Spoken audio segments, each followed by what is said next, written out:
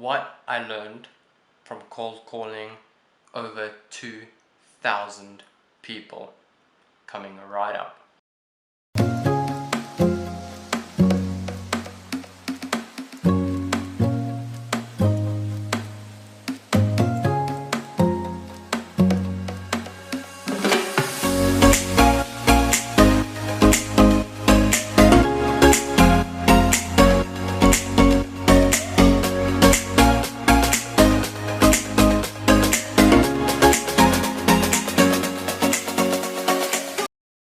So many of you might know this, but one of my favorites, well, no, that's a total lie because it's definitely not one of my favorites, but one of my most effective methods of finding new clients for my advisory practice, and the one that has yielded probably the most success for me in regards to finding new prospects and new clients for my practice, is cold calling.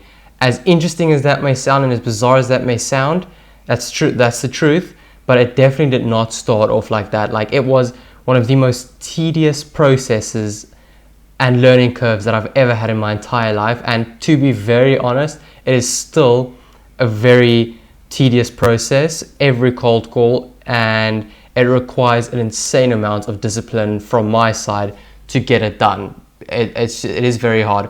So at the start, how I got into this whole cold calling thing, someone gave me a list of, I think it was about 1,500 numbers, contacts and numbers on there. So the names and the numbers and the email addresses. So I decided, why not? Let me jump straight into this list and use this list to build up my success and get going from here. But I didn't know anything about the people's age who I'm calling. I didn't know anything about their income, their job level, where they lived, etc., etc. Pretty much didn't know anything about their demographics whatsoever. But yeah, I thought it would be an amazing idea and still just jump straight in, because why not? I mean, it's all about the numbers, right? And sadly, but obviously, out of the 1,500 numbers that I called, I think I only ended up meeting 10 people and closing 2 of them. Let's do the math on that. Even if I had my refined and efficient cold call pitch, which I didn't have back then. So back then I had a very longer opening pitch, which took too long. Even if I had my refined cold call script, every single phone call would have, that whole entire 1,500 people would have costed me around 9 hours to 10 hours in total calling time. Now that doesn't sound like a lot at all, right? Because I mean, what is 900 people to try get clients out of 1,000? I mean, what is 9 hours to try get clients from 1,500 people? It doesn't sound long at all, and quite frankly, it isn't. But it's very tedious, and I'm pretty much guaranteed with that kind of success rate. I want to challenge you: try do that for 9 hours, and I'm convinced you will die. Because like, no sane human being will remain sane or alive after complete failure of calling 1,000 people cold after 9 hours. Nah, that's just not possible. Especially not with the success of a failure rate of 99.3%. That is a failure of note. So as I started getting to the end of the list, I realized 2 things. Either I'm going to have to seriously change my cold calling strategy, or I'm going to have to give up the whole thing, because clearly it wasn't working. It was costing me too much time, and time is money, especially in the financial advisory business. So no, I had to change something. So I decided to do a few things. The one thing I decided to do was I needed to, instead of just spending the time like going, just treating the cold calling as a numbers game, I decided the whole process is the numbers game. So I decided to spend about 2 to 3 minutes finding good and qualified prospects in my terms, like my ideal clientele, and then calling those people. And I did that. So I would spend about 2 to 3 minutes finding each lead, qualifying them, looking at their demographics and seeing if they fit into my perfect clientele, and then go for it. And how I did that was I figured that most young professionals at some stage in their life usually go out looking for financial planning. So let me go to them and do it for them. And my theory was that because most of them anyways are going to at some point go for financial planning, because that's just how most professionals think, then my success rate should at least go up 50%. And my second thing that I had refined was my cold call pitch. I ditched the script so I don't sound like a monotone robot, which on a cold call that sounds absolutely terrible, and no one wants to speak to a guy who sounds like he was programmed to do one freaking job. That's horrible.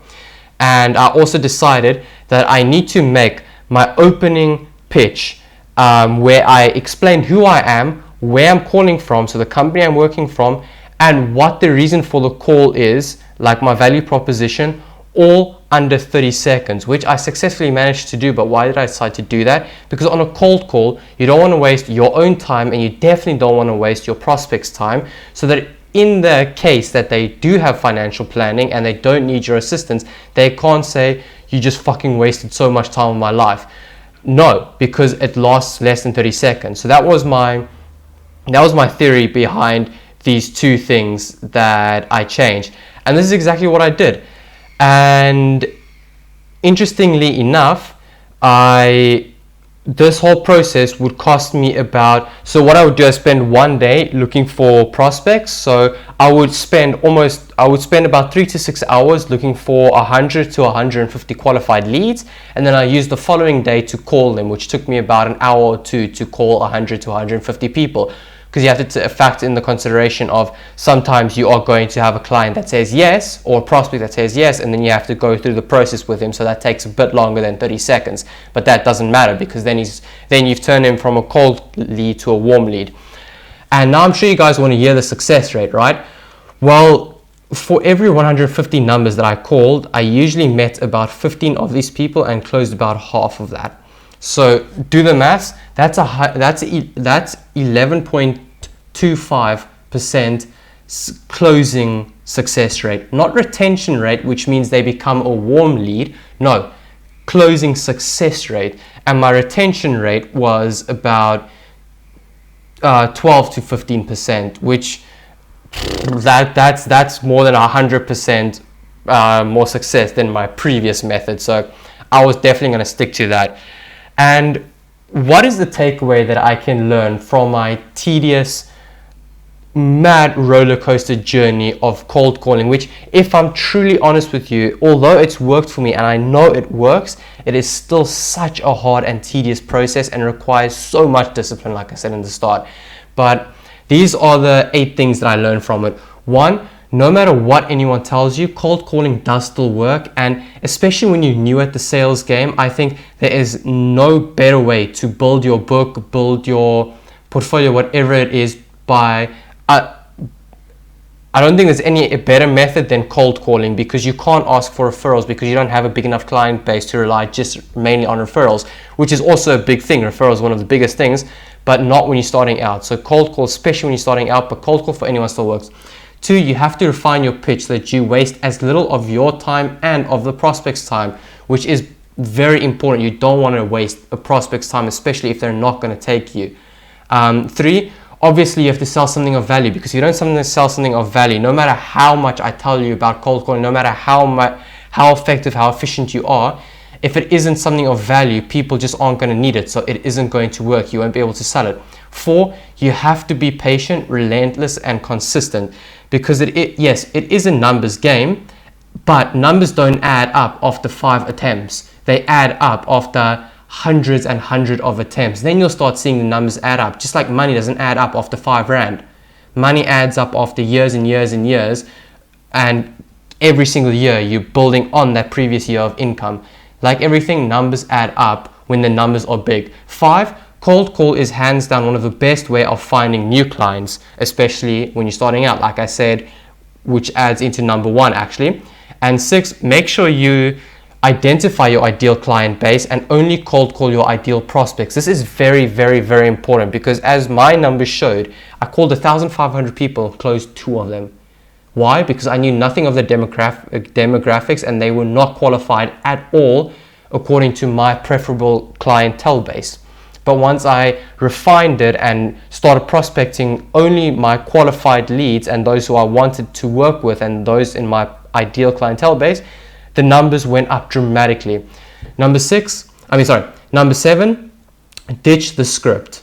You absolutely have to ditch the script, no matter what, who, and anyone who tells you differently. A script just makes you sound dumb. It makes you sound like a robot, and like I said, no one wants to talk to a robot because you sound like an idiot. You sound like you're not capable of making your own choices in life, which that is not the idea that a financial advisor wants to give off. Like he as a financial advisor, you want to be seen as capable of making your own choices. So trust me, ditch the script. It only makes you sound better, and it also makes you sound more confident and more capable of actually helping people, which is what this whole financial planning is about. Number 8, keep freaking calling. That is probably the most important thing. If all the previous that I mentioned, especially if you have a refined opening pitch, that 30-second pitch, which includes who you are, where you're calling from, and why you're calling, and if you have your ideal prospect and client base, and you sell a product of value, if you have all those things, if you keep calling, I promise you it would work. Contrary to belief, cold calling does still work if all those things that I mentioned previously you have already in place. So yeah, keep calling, trust me, it works. Anyways, I hope you guys enjoyed today's video. Please make sure to like and subscribe. It really helps out with the channel, and I'm trying to make more content, more good quality content, and things where I talk about things that I've personally dealt with and that hopefully you guys can learn from, whether it's my mistakes, my achievements, and just my life in general and the things that I've learned. Yeah, and with that being said, if you have any questions, you can comment down below, or you can follow me on my social pages and get a hold of me there. I'm very active there, so I'll definitely respond. And yeah, guys, anyways, I hope you guys are staying safe. I hope you guys are going out there or staying in here and making a dent in the universe. I hope you guys are pushing your boundaries, getting outside of your comfort zones, doing what makes you uncomfortable, and just surprising yourself every day with what you previously did not believe possible. And yeah, you guys already know. I'll see you guys in the next adventure. Peace out, legends. Bye.